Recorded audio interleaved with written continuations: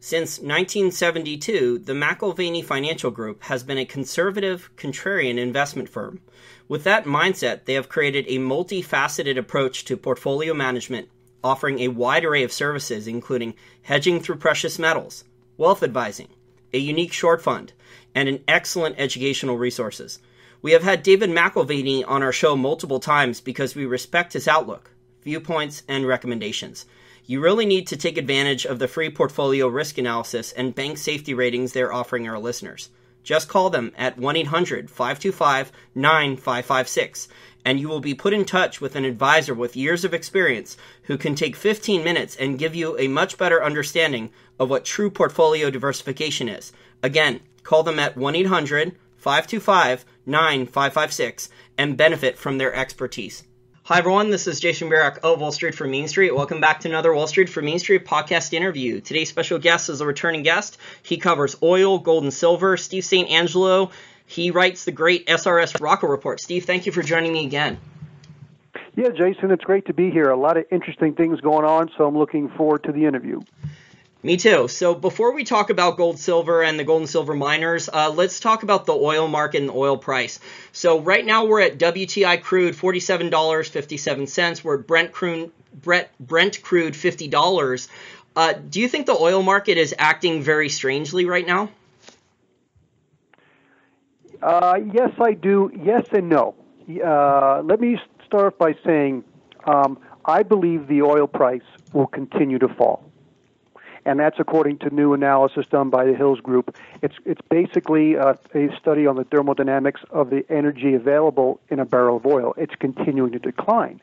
So if you have a car that's brand new, you're going to pay $25,000 for it. Well, let's say the car is 15 years old. You're not going to pay $25,000 for it. You're going to pay about $5,000 for it. Why? Because all the embedded energy in the car, in the parts, in the engine, and the electronics are all wearing out. So it's not worth top dollar or a brand new price.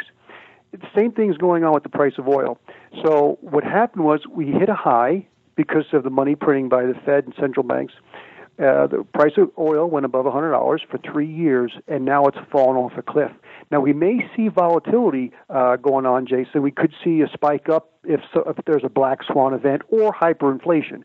But according to this new analysis I'm looking at, the actual price of oil will continue to decline because the value of it is it takes so much energy now to produce this oil.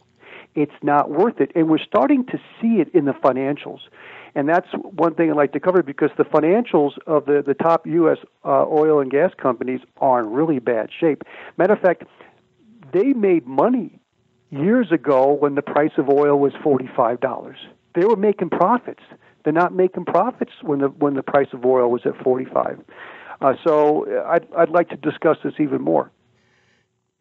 Yeah, the oil companies, their balance sheets, the larger ones like ExxonMobil, Royal Dutch Shell, BP, Chevron, for many years now, Steve, they've been buying back their stock a lot. They've been spending billions of dollars, ExxonMobil especially, buying back their stock rather than focusing on replacing reserves with low-cost reserves. A lot of them are transitioning from oil production, mostly oil production, to natural gas production. But, one thing about the oil, you said the oil price will go down. I agree with you. The oil price will go down in the short term, but I think it's for different reasons.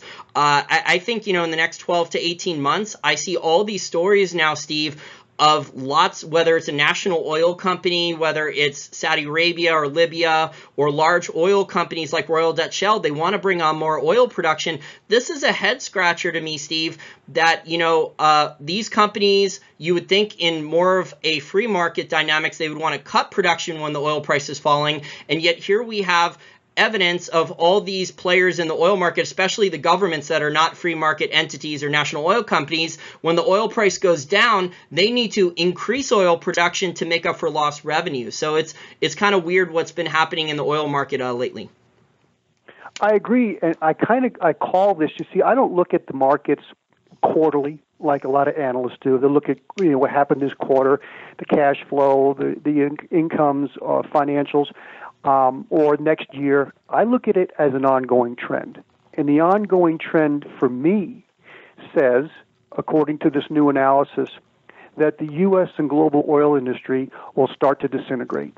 And And the reason for that is, and last year was a perfect example, according to the International Energy Agency, the world only discovered 2.4 billion barrels of oil. See, that's bad news because we burned 25 billion last year. So we only replaced less than 10% of what we consumed. Now, according to their stats, the average every year for the last 15 years has been 9 billion barrels. Well, they say we're consuming about 24, 25 billion barrels of oil, conventional oil, every year for the last 15 years. It's the unconventional that we have been growing. But we've only replaced about a little more than a third of conventional oil in the last 15 years. So we're consuming 2/3 more than we're finding, and this is an ongoing trend. And now last year was at a low. Matter of fact, you got to go back to the 1940s to find a year that the world found this little oil. So now I want to say one thing. What's interesting, I looked at the data for the top 18 U.S. oil and gas companies. And what's interesting, Jason, is their debt has increased from $106 billion in 2008 to almost $194 billion. Now, why is that? They made $100 2011, 2012, 2013. Why is their debt increasing if they made lots of money producing this oil? The reason is they weren't making money. Some of the top ones were ExxonMobil, Chevron. But when you start looking at their capital expenditures and then their free cash flow when you take out dividends, this is the clincher. In 2011, Chevron, ConocoPhillips, and ExxonMobil, they had $27 billion left over after they paid their capital and dividends. Last year, they spent $29 billion more on capital and dividends than they made from their operating cash. Now, that has made their long-term debt double since 2014. Now, that's not sustainable. So even though, as we mentioned, we talked about prior to the interview, that costs are falling for the oil and gas industry in the United States, and a lot of these companies are going into the Permian. That's the new fad now. Because I'm looking at data on the back end in Eagle Ford. The back end of Eagle Ford is down like 800,000 barrels from their peak. Even though the Eagle Ford has increased a little bit in Texas, with more rigs are coming on since the low last year in U.S. oil production, there's no real growth in the back end in Eagle Ford. The growth is in the Permian and some other places. So even with this huge increase in the drilling rig count over the last year, the back end in Eagle Ford really hasn't seen much of an uptick.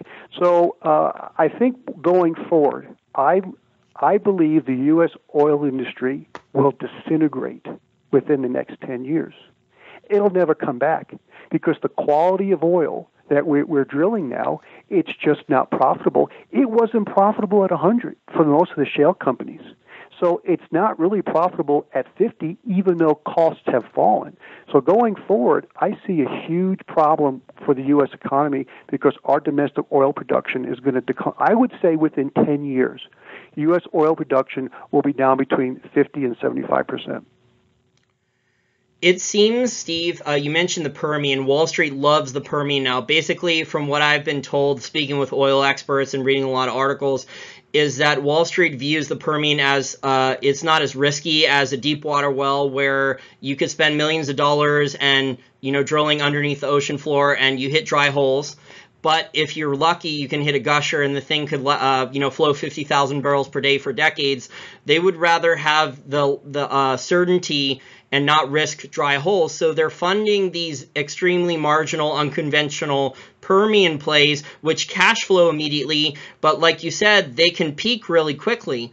So the Bakken and the Eagle Ford, they weren't even running for a decade, really.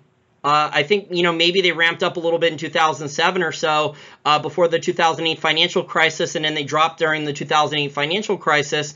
But, these wells, a lot of them haven't even been running 10 years, and they've already fallen off a cliff. And those sweet spots in the Bakken and the Eagle Ford have already been drilled. So they can put more and more rigs there. I was going to bring that up. We're actually at a 20-month high rig count in the U.S., which means that it's surprising, considering the oil price, that you would see more people wanting to drill. So that's why I asked you at the beginning of the interview if you were surprised that despite these low oil prices, we're seeing record amounts of rig counts. We're seeing a lot of OPEC countries willing to increase production. We're seeing Mexico desperate for revenues, willing to do deep water drilling now at these prices. So it's a very interesting oil market. People are desperate for, I guess, any type of cash flow. Yeah, as I mentioned, I call it the going out of business sale. This is what's going on. The U.S. and global oil industry is in what is known as the going out of business sale, and so they can't make money. Or they're making a little bit of money. And you brought up Saudi Arabia and Mexico, two perfect examples. Things are not just bad in the U.S. They're bad all over. Look at Venezuela. They're in hyperinflation and they're eating dogs over there now. Now that's ironic because Venezuela has the largest supposed oil reserves in the world. The problem is those oil reserves are heavy oil reserves. Now, if I would guarantee you, if Venezuela was holding on to the world's largest light sweet crude like it was in Saudi Arabia, they would not be in this predicament. Yes, they have corruption because of their communist government, as well as corruption in the state-run oil company. But if they were sitting on a record amount of light sweet crude, cheap to produce oil reserves, they would not be in this predicament. Because there's a lot of corruption going on in the Middle East in their governments, but they have the light sweet crude. It's cheaper to produce. That being said, because the price of oil has fallen, it's gutting Saudi Arabia too. And in an article I wrote that Saudi Arabia has liquidated 34% of its foreign exchange reserves since 2014, 2.5 years. And most of those are U.S. Treasuries. They're not making the money. Now, what's even more interesting, in the last 2 months, January and February, as the price of oil has increased, they actually liquidated $10 billion more of their reserves, foreign exchange reserves, in January and $9.8 billion in February. Why are they continuing to liquidate reserves if the price of oil has recovered from the low of 30 in the beginning of 2016 to now 50 in the beginning of 2017? The reason is they're in big trouble because it's very expensive for them to produce their oil, to continue capital exploration and expenditures, and also to fund their government.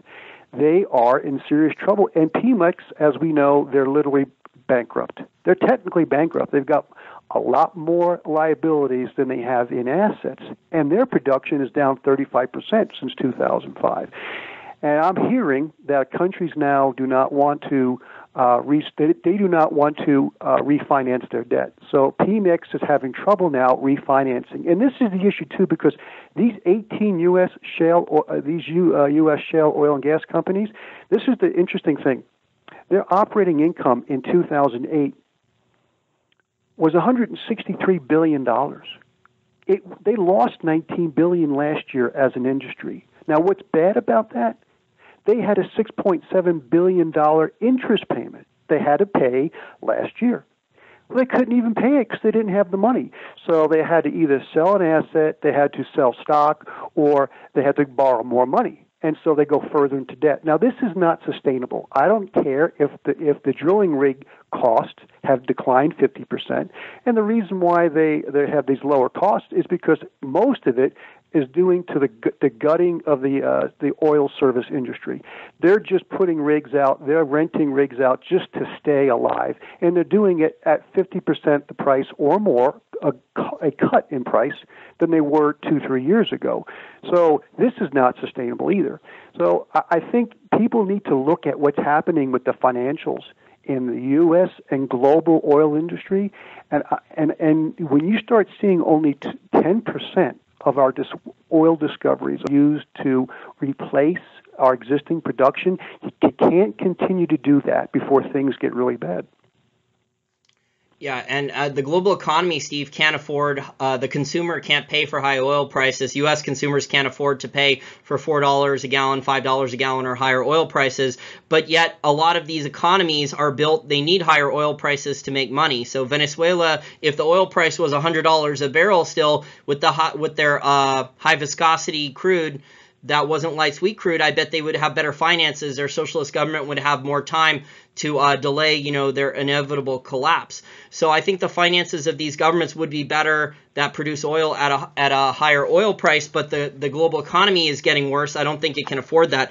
I want to talk about manipulation in the oil market. I don't think the oil market's a free market. I'm starting to see a lot of surprising signs from different areas, signals from different areas admitting this. Oilprice.com, which is, not a libertarian website, they actually ran an article a couple weeks ago talking about high-frequency trading algorithms manipulating the oil price much higher than it should be. Just this week, they ran an article, and the headline, I'm reading it now, is oil prices fall as hedge funds throw in the towel. So, when they run these headlines on these articles, this to me means people are finally admitting that these markets are manipulated. The other part of the manipulated market, Steve, is the amount of dollars, credit, and shares that some of these uneconomic oil projects are getting. It's really mind-boggling that these oil companies, which can never make money, are still able to raise so many shares from Wall Street people because they can still grow the revenues. It's kind of like the technology stocks where the technology company would keep growing revenues but can't make any money. I feel that business model of fraud on Wall Street of selling, either debt or shares has translated over to a lot of these oil stocks now. I agree, and I've had some interesting conversations with some people in the oil industry, and let's talk about conventional oil. These gentlemen go back years, and they've been looking for oil for 30, 40 years. And one gentleman told me he's actually done deals with Bunker Hunt back in the 80s. These were the original wildcatters, as well as the geologists that were looking for, let's say, high energy return on investment oil, conventional oil, which also meant high profitability. And he told me none of the wildcatters got into shale oil or gas. They all realized it's a Ponzi scheme. It really is a Ponzi scheme. And the only way that works, you see, you don't make enough money really to be profitable for the geologist or the investor, or even to help out the, let's say, the local or state municipalities' tax revenue. Because one thing people don't realize, it takes a fleet of trucks just to produce one shale oil or gas well. Well, it's destroying these roads in the counties across the country, in Texas and North Dakota and Oklahoma. And these local and state municipalities are realizing they're going to let these roads go to gravel because they don't have the revenue to repair them. So, again, the only way the shale oil and gas worked, that business model worked, was zero interest rates and massive money printing, which allowed public oil companies to make the shareholder the bag holder. That's where, so they got the financing, and they continue to get the financing through the banks, where they can continue to drill all these wells. It takes a lot of money to drill wells and to frack wells. And we're not even talking about closing the wells in. There's going to be 100,000 shale wells. Who's going to close them in? Lots of money to close them in. So I agree with you. I think the oil price is being kept artificially high because if it was really allowed to let go, I think we would see a real gutting. We had a lot of bankruptcies last year on many oil companies. But if the oil price really started to fall, I think they're manipulating the oil price from falling, and they're manipulating gold and silver from rising. That's because the oil runs the system. And so I think if the price of oil really fell again back to the 20s and 30s, it would gut a large percentage of the U.S. oil and gas industry. It really would. So I think it's they're doing it just to keep the system going, Jason. Rick Rule, early in his career in investment banking, he financed a lot of oil companies, and then he started his own firm and went into financing miners. He still does some oil and gas deals, but I'm not sure if you heard about this, but he gave a keynote speech at PDAC a couple months ago, and he said that the high yield energy debt market is now worse and larger than the subprime housing market was. So he says there's over $1 trillion in total debt. That's from oil companies that can never pay it back, and he thinks there's a lot of derivatives that are tied to all these as well. Yeah, and you know why this is bad? Because someone asked me, what's the difference today and 2008? Well, in 2008, we had a lot of seriously wrong things going on. Like you mentioned, the subprime home housing market. And then we had a lot of crazy things. The auto industry was peaking, and just a lot of crazy things going on. Well, it's even worse now. It's even worse because the auto industry is like the subprime home industry, housing market. And also, I think last month was a record median average home price in the United States, even higher than 2007. So we're seeing that. And then, of course, the economics, the revenue, the earnings for the S&P and Dow Jones have been about the same for the last 3 years. But look at their indexes, they're going towards the moon. Now, those were bad in 2008. The economics, the indicators were bad. A lot of them are much worse. What's worse than that, the energy sector is in much worse shape. Like I said, in 2007 and 8, they were making money. And they were actually making money when the price of oil was $30 and $25 and $40. They can't make money now, 45. Not really. So this is the issue. The economic indicators are in bubble territory, and the energy sector is being gutted like it wasn't back in 2008. You put these two things together, you got a perfect storm for a real market crash. Yeah, Steve, you know what's going to go first? Because I think, Wall Street is either Wall Street or the Saudis with manipulation. They can easily hire an investment bank or hedge funds to manipulate the oil price. I think, the Saudis or OPEC are doing it for sure, or Wall Street was hired to do it, or they're doing it on their own.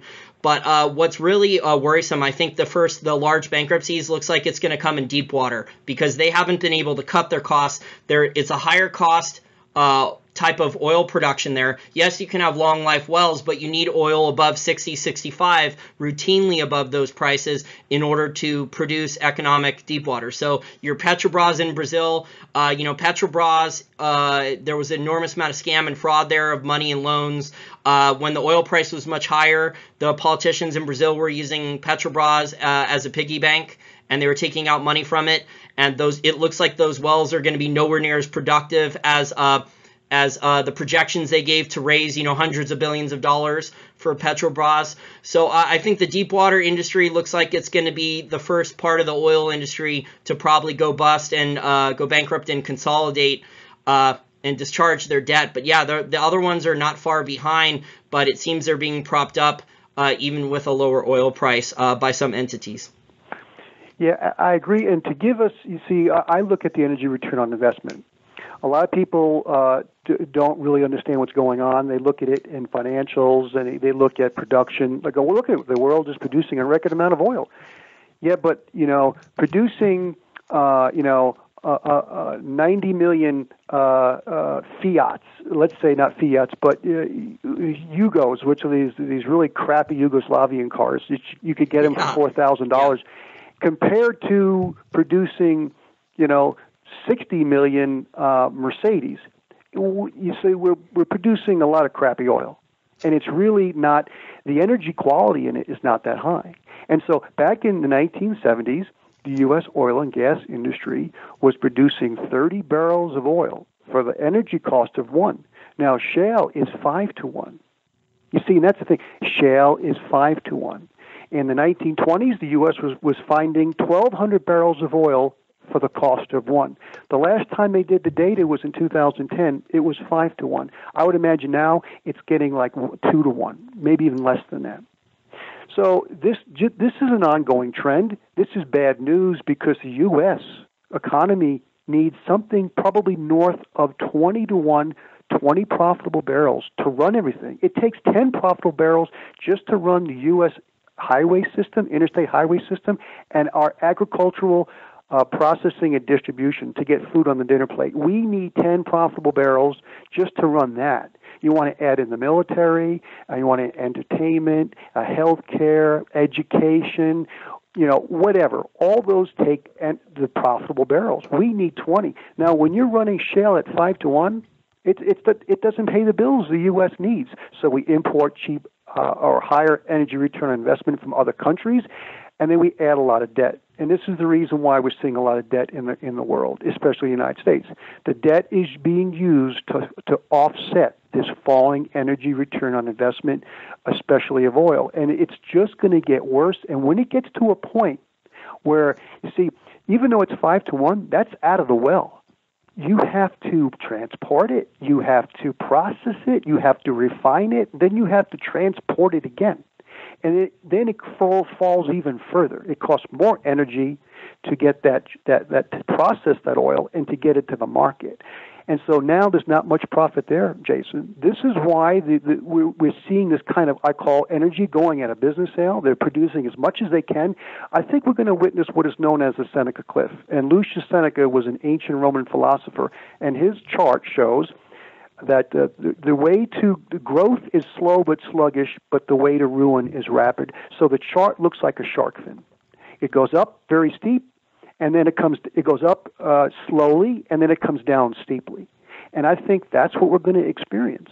And so this is the reason why, we'll probably get to it, I am a big believer in physical gold and silver, because most stocks, bonds, and real estate base their values, especially their inflated values, on burning energy. Gold and silver don't need that. Their energy, economic energy, has already been burned, and it's stored in that coin. So in the future, you don't want to be in most stocks, bonds, or real estate. And that's why I look at the precious metals as one of the few safe havens once we start to see this disintegration of the oil market. Those are very interesting views on oil, and now we'll transition to gold and silver. So we're at silver. The silver price right now, I'm on Kitco at $16.82. The gold price is $1,256.90. Are these prices sustainable, in your opinion, for longer than a short period of time? It depends on the analysis, depends on the analyst. The reason why, and I wrote an article, who really controls the gold price. And what I did is I took the price of Barrick and Newmont, their total cost of production, my total cost of production estimated. And from 2000 to 2016, their cost of production was always lower than the market price. Not by much. Now, so after the 2008 U.S. housing and banking crash, actually we start seeing a much higher market price than the cost of production. And I think what was happening then, Jason, was that the price of gold and silver was heading more towards its high-quality store value rather than its commodity price mechanism. Now, this is how I believe that the algorithms are trading and valuing silver and gold. They're valuing it as a commodity, its cost of production. And now I did a breakdown of the top 6 silver miners last year, 2016, and this is what I got. I think Pan America Silver, their break even was 15 and a quarter. Core was nearly $16. Tahoe was like a little more than 13, and Hecla was 15 and a half, and First Majestic was 15.80, getting close to 16. So that was last year, but that also included a much lower oil price, especially the first half of 2016. I looked at this quarter, or the end of last year, 2016. Their profits weren't as high. So I think the estimated break even for the primary silver mining industry can still do okay at this $16, $17 price. They're not going to go under. But future silver production is going to be in jeopardy, mainly because we need a much higher price to bring on more silver production. But I think the decline of silver production in the future from global silver production will happen due to the gutting of the base metal mining industry, which is the production of copper, zinc, and lead, which produces 56% of all silver in the world. That, to me, is where we're going to see the most rapid decline of global silver production. When this market, the Chinese market, the U.S. market, the global markets finally roll over and really crash, we're going to see a lot of copper base metal production decline, and it's going to pull byproduct silver production down with it. So to answer your question, the primary silver miners are probably going to do okay for what reserves they have in the ground for a while, but they do need a higher price to bring on to replace their reserves or to bring on more production. Yeah, I would agree with that. I think they can tread water for a little while longer. They can't really take on any more debt because they've been working for the last 5 or 6 years on cleaning up their balance sheet. A lot of them had too much debt. They can't sell massive amounts of new shares. They can sell some maybe for a little bit of dilution to buy themselves some time. But I think, 5 years from now, Steve, a lot of the primary silver miners, they're not going to be able to replace reserves anywhere near the current silver price. We are looking, I think, at a $25 minimum 5 years from now, maybe even sooner than that, for primary silver miners and new silver mines to come online. I've looked at new projects. The only real new silver mine that could come online, Steve, in the next 2 years, I think, is the Mag Silver project, and Fresnillo, which is the world's largest primary silver miner, is their partner on that in Mexico. And that mine's one of the few ones that's economic below $20 an ounce silver. There's really very few silver projects that are left that are low-hanging fruit, that are high-grade, low capex, low cost, low operating cost mines. All that stuff has been brought on. All those mines that were the types of things I described with good grades have been basically brought online after 2008 financial crisis up until now. So, and the miners, do you think the miners have done a good job? The ones that are in production now, the primary gold and silver miners, have they done a good job cutting costs to the bone since the bear market started in 2011? Or do you think there's a lot more costs they can actually cut to lower their costs more? No, I think when the price of silver really fell in 2013 and it got to a low 2015, early 2016, they did the most cutting they're going to do, and so. Right now, actually 2016 that we saw some nice, decent profits for once. And Coeur d'Alene was actually showing net income losses for the last 3-4 years. But finally they all started showing they're making some money. And the reason why they did that is the oil price collapsed more than 50%. That helped. Oil is a major cost, in producing silver as well as gold, especially gold. So no, I don't think we're going to see. I don't think we're going to see much more cutting. There's not much more they can do. They're close to the bone now. So the silver price, if it continues to fall, and it may fall initially during a market crash, but we have to look at the beginning of 2016, when the marked Dow Jones fell 2,000 points within a few months. We saw record retail gold ETF inflows. Actually, the most, except for one other quarter, and that's when the stock market was crashing in the first quarter of 2009, when Jim Cramer was telling everybody to sell everything, the world's over. We actually had nearly the same amount of retail gold ETF flows, just in a 2,000 point correction. Can you imagine when there's a 5,000 or 10,000 point correction? I see the price of gold and silver really moving up, because there's really not much left to protect wealth. Now, you mentioned the mining industry. I wrote an article called "The Global Silver Mining Industry Productivity Falls to the Lowest in History," and we have to take this into consideration. The top silver companies, 7 of them, was producing silver at 13 ounces per ton in 2005. That's pretty darn good. Last year, it hit the lowest ever. After Tahoe Resources brought their Escobal mine up in 2015, it boosted it a little bit because they're a very high-grade mine. But last year, their production and their ore grades are falling. So now it's down to 7.4, almost 50% less than what it was in 2005. So what do the primary silver miners have to do? They have to move almost twice the amount of ore that they did in 2005 to produce the same amount of silver. It just costs more. Everything costs more. So I think we're seeing falling ore grades in the gold industry. They're basically mining gold dust now. We're seeing falling ore grades and yields in the primary silver mining industry. It's just more expensive. And it takes a lot of energy, and people need to realize this. This is a very important factor. It takes 32 gallons of diesel for Barrick and Newmont to produce an ounce of gold. It takes only 0.2 of an ounce of diesel for Pan America Silver to produce an ounce of silver. So when oil becomes problematic, I think the primary silver mining industry, even though there seem to be They're like no one knows about them, and they've been kicked around a lot.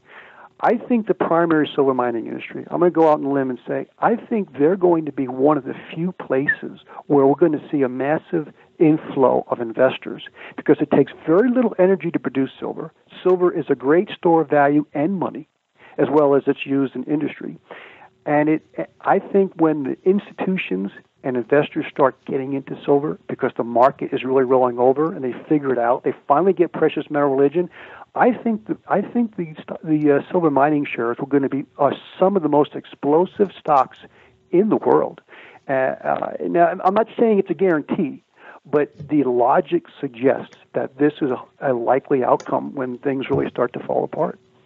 Well, as long as investment demand for physical metal is strong or increases and industrial demand doesn't totally collapse. Yeah, because industrial demand for silver is actually pretty strong. It hasn't fallen off a cliff. There's still a lot of demand for solar panels right now for silver. Silver is being used in new apparel, water filtration. It's being woven into socks and underwear and, Under Armour type clothes, the wicking, the moisture wicking. So and then also medical, like bandages. So they're innovating with silver in healthcare and apparel and water filtration, a lot of interesting industries as well. And that silver is really not recyclable. So the thing that silver, why I like silver long-term better than gold is there's not a huge stockpile of silver above ground. Like gold. So when silver is actually consumed by industry, a lot of it each year is not recycled. But great points about the grades. Most people aren't aware of this, but go back and look at mining company annual reports from decades ago. I'm not sure if all of them are online, but there's ways to do this with old school paper. You could probably request copies of annual reports from a long time ago. The grades, Steve, like you said, in 1960s and 70s during the last gold bull market, 20, 30 grams per ton gold was pretty common. Now, a lot of gold projects, Steve, that are economic are 1 or 2 grams per ton. For silver, 100 grams per ton silver decades ago used to be the bare minimum. Now we're lucky if we get 30, 40 grams per ton silver. So the grades have come down a lot. The funny thing, though, Steve, is you talked about the grades, the grades of gold and silver declining a lot over decades.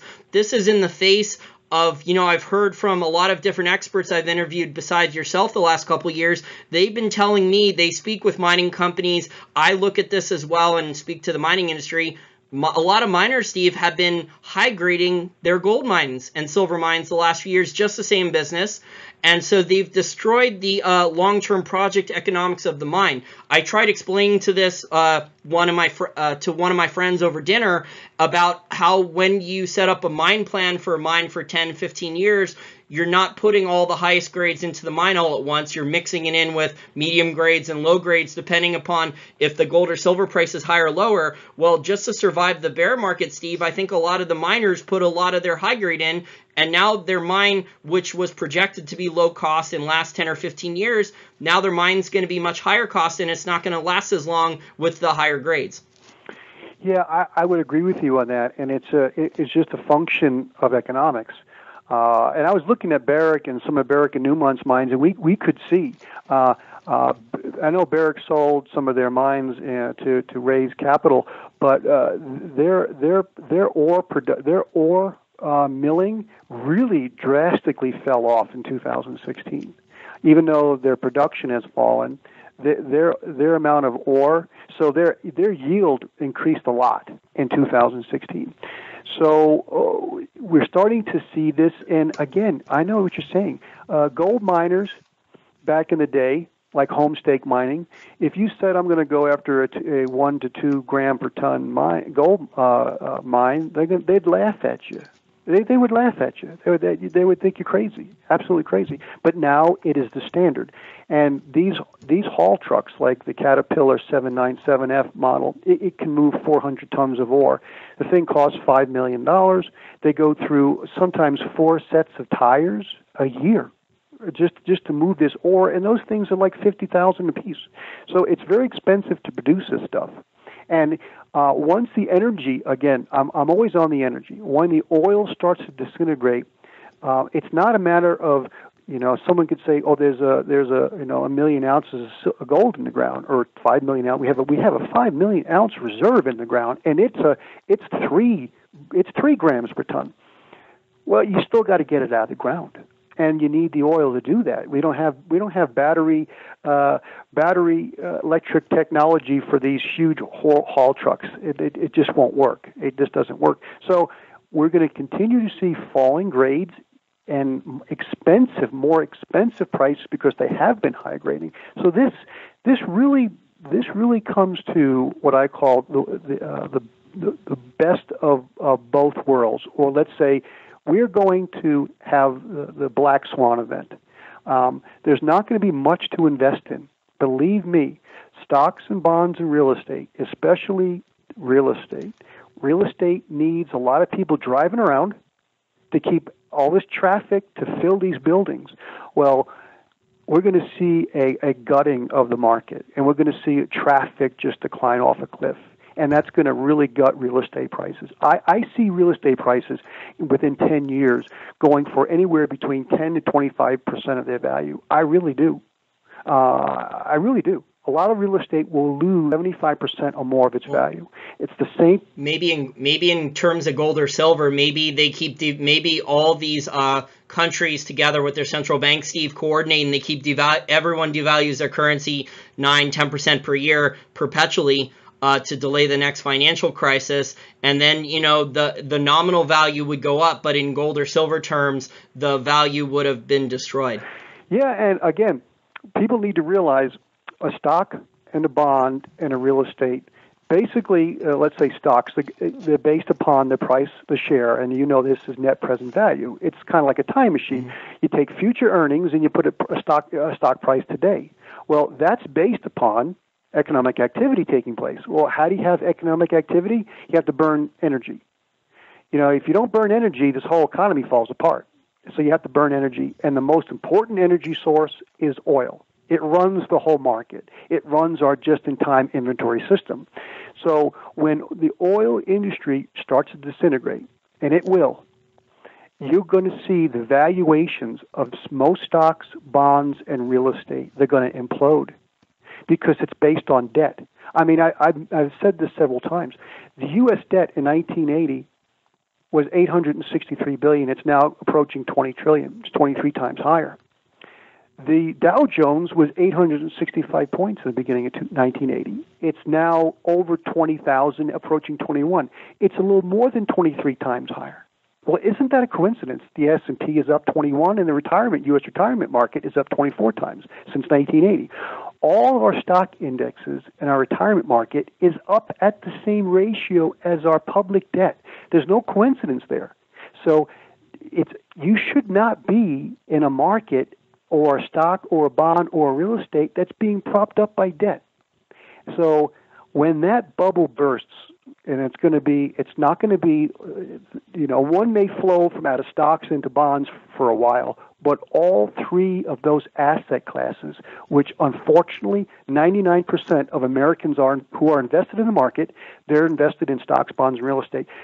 They're going to get the hammer to them, and I see 50 to 75% reduction in the values of most stocks, bonds, and real estate within the next 10 years. So I can't predict what's going to happen next year, Jason. I can't predict what's going to happen in the next quarter or in 2 years. But the ongoing trend, the guarantee is the energy is going to fall apart. It's going to pull the system down with it.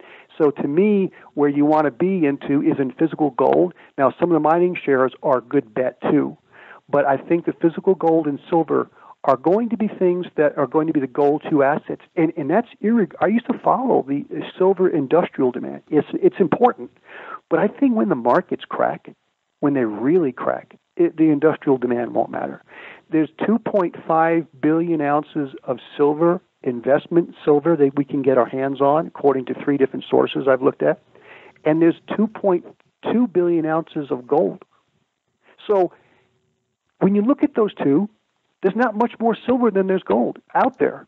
Now, more can come into the market when scrap supply increases if the price it goes up. But there really isn't much physical gold and silver out there, and that's why I believe when the markets crack, Jason, they are going to be the go-to assets. And who knows what the sky is the limit. What the values of gold and silver could be. There might not be a lot of scrap silver left to sell into the market, Steve, because when silver got to 48, I heard a ton of scrap came into the United States, into the refinery market then. So with a good chunk of the total silver that was, in people's silverware and their plates and other silver items, a lot of people scrapped it then. So I'm not sure how much could be scrapped at this point. But yeah, I think, unfortunately, what the central banks can do, a lot of it has to do with what the central bankers want to do during the next crisis. So, if they do want to let the asset prices crash, they can let the asset prices crash, and that would hurt the Republicans in Congress. It would hurt President Trump. They could blame it on him. But then what they could do is they could just start reflating everything again and moving back up. And if they move everything up in nominal value, the government, unfortunately, the government's incentive is they can make a ton of tax revenues moving these asset prices higher and higher and higher. Like you said, that 23-fold move, that's responsible in a lot of parts for increasing government tax revenues, moving the asset prices like that. So if they can keep the real estate prices high by just printing more money and not telling people about it, giving it to hedge funds or investment banks or people on Wall Street to go and buy these assets, they're going to make a ton of tax revenues doing it. It hurts the average person because people like you and me with the price increases, that's less things we can afford. But, the rich people who have access to, who can borrow money cheaply and go out and buy assets, this benefits them. And then the government benefits from phony capital gains taxes that they did because of inflation and devaluing their currency. But, in gold terms, like you said, we might have this crash in asset prices. The only way to accurately measure that crash in asset prices, Steve, over the long term might be in gold. And measuring how many ounces of gold it costs to buy a house, or how many ounces of silver it costs to buy a house, or how many ounces of gold to buy the Dow. If they continue to distort, it's not just the U.S., it's China, it's Japan, it's Europe. Everyone's trying to devalue their currency. So that might be the only way to accurately measure if asset prices are crashing, because they could be soaring in nominal value, would be measuring it in something more stable than fiat currency like gold. No, I totally agree with what you're saying. And you see, the interesting thing there is, people said to me, Steve, well, if the U.S. energy industry is in such bad shape, why can't the government bail them out like they did the housing market and buy all the crappy mortgage-backed securities? Well, they could do that, and it could buy a little time. Well, again, we always have to go back to the energy. Always have to go back to the energy. People forget that. Analysts look at the housing market. They look at the healthcare industry. They look at the auto industry, the tech stocks in the tech industry. So we look at we're very separate. Well, what runs all that? You take the energy out, all those sectors disappear.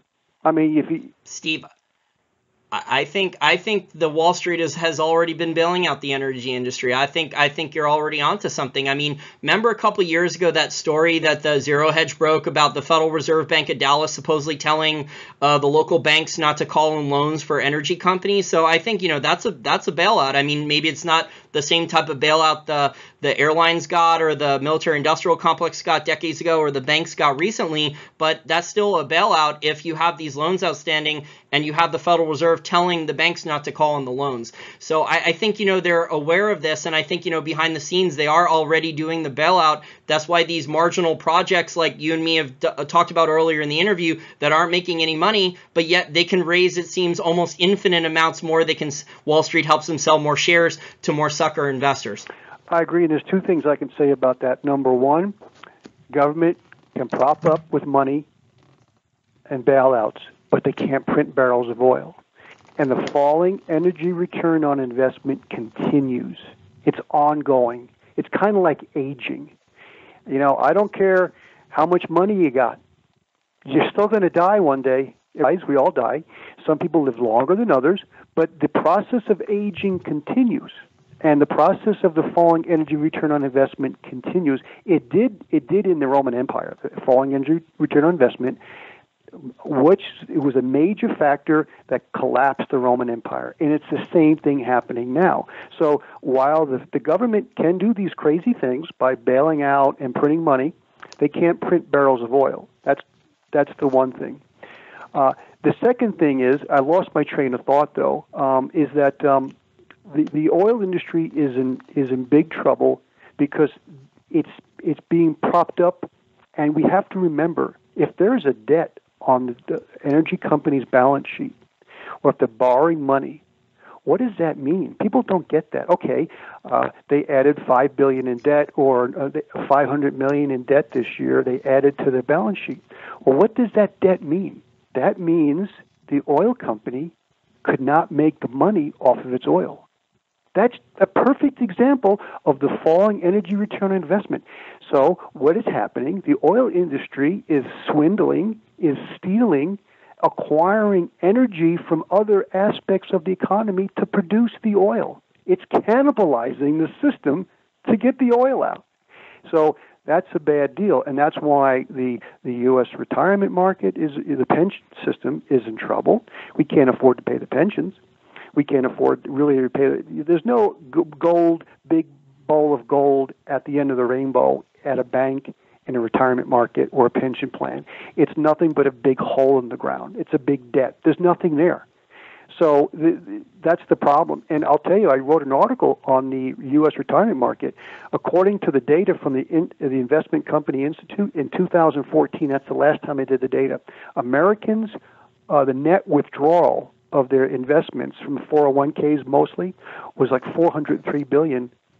They only put in $378 billion. It was a net withdrawal of $28 billion. Well, what is that? That's an implication that we're in the beginning stages or the ending stages of a Ponzi scheme. When you start pulling out more than you're putting in, then you're in the ending stages of the Ponzi scheme, because there's not the $25 trillion in there. That's just a digit. There's no gold they could sell to pay someone. So this is the problem. So unfortunately, the energy industry that's adding a lot of debt, all that means is the oil isn't paying for itself. So we have to steal energy or funds from other aspects of the economy just to produce the oil. Now, this is going to get even worse, and it's going to take the system down with it. I think it could fall apart faster than 10 years. It could fall apart within 5 years. I don't know. I'm not going to put a forecast, but over time it will happen. I say within 10 years it will likely happen. So that's how I see it, Jason. You have a very interesting viewpoint on the oil market and how it deals with money return and investment in capital in other markets. The oil market is in my opinion, it is an economic landmine, but there's so many different ones. But in my opinion, a lot of them don't have to do with the energy market. They have to do with the stupidity of politicians and governments and central bankers papering over past financial crises and getting off the gold standard and, creating a derivatives market with too big to fail banks and not letting banks go bankrupt. So I'm not surprised that this has spilled over into screwing up other industries. The healthcare industry in the United States is screwed up too. There's so many different. The oil industry and the healthcare industry are the two largest real industries in the United States, other than trading pieces of paper back and forth with each other. So, I think we're gonna. You talked about 5 years, 10 years for an energy crisis. I think, unfortunately, Steve, we're probably gonna have another global financial crisis in 2 to 3 years. It could be the oil industry and maybe the derivatives tied to oil that causes that, but it could also be, so many other problems that are associated with debt problems and central banks and governments. No, because I totally agree with you. When I say 10 years, the Hills Group did this ETP oil model, and they actually forecasted the price of oil. A bunch of oil engineers in Bedford Hill.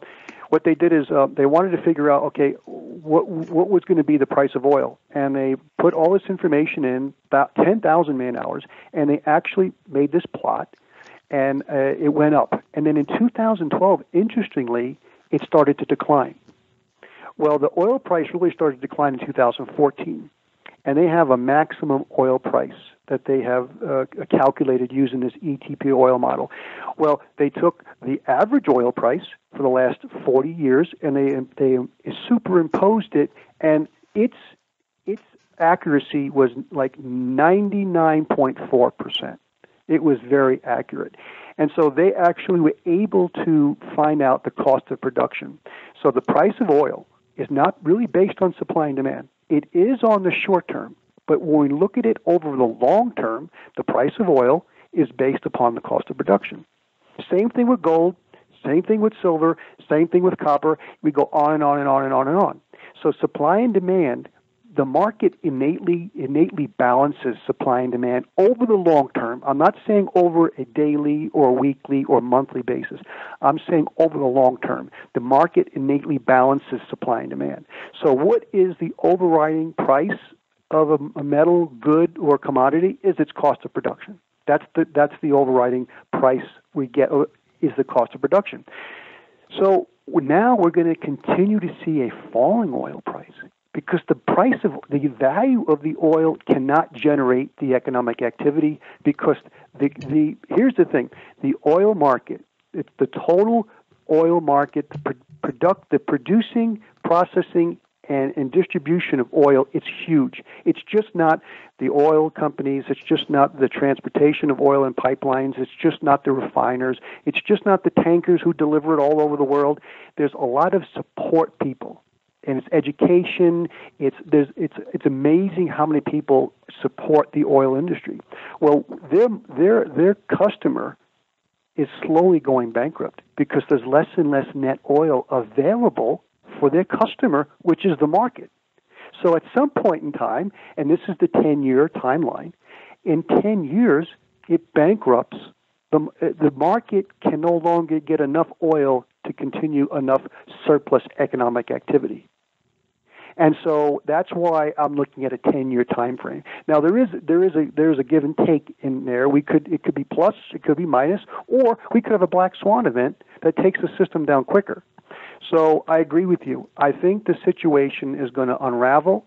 It could likely unravel sooner than later, but the trend is we're going to be in a much different world within 10 years than we are today. And we'll never, like Peter Schiff, if he says we'll let the banks crash, we'll redo ourselves, and we'll start over. We can't start over. The Roman Empire didn't start over. Once it was done, it was done. The Eastern, I'm not talking the Western. Western, I'm not talking the Eastern Empire. And so the same thing is going to happen with the U.S. empire as well as the global economy. It's going to transition to something much smaller. It will never come back. We just don't have the available energy to run things like we used to. And so that's how I see it, and it's all based on the energy. Well, thank you for your time today, Steve. If our listeners want to check out more of your work, how do they do so? Jason, they can go to the srsroccoreport.com. I put out between 2 to 3 articles on the precious metals, the mining industry, the energy industry, the overall economy, and how the falling energy return on investment impacts everything. So we do 2 to 3 articles a week, and they're more than welcome to come out and check out the site. Wall Street for Main Street needs your help. YouTube stole $7,200 from Wall Street for Main Street in annualized YouTube AdWords revenues, and they kneecapped our analytics down by more than 80% across the board since September 2016 with their new censorship algorithms to stop the rapid growth of our channel. That was money we could have used to upgrade our website, pay bills, and invest in improving our content and growing our business. Our audience of loyal listeners is all over the globe and so large now that if most or all of our listeners were to commit to donating $1 to $5 each month to our Patreon account, we could easily meet our goal on Patreon. Wall Street for Main Street also accepts one-time donations on our main wallstreetformainstreet.com website. That's WALLSTFORMAINST.com website via PayPal, Gold Money, or Bitcoin. We also accept donations of physical precious metals that can be mailed to us. Thanks to all listeners who have already made a donation, and thanks in advance to any listeners who make a future donation or contribution to the growth, improvement, and success of Wall Street for Main Street.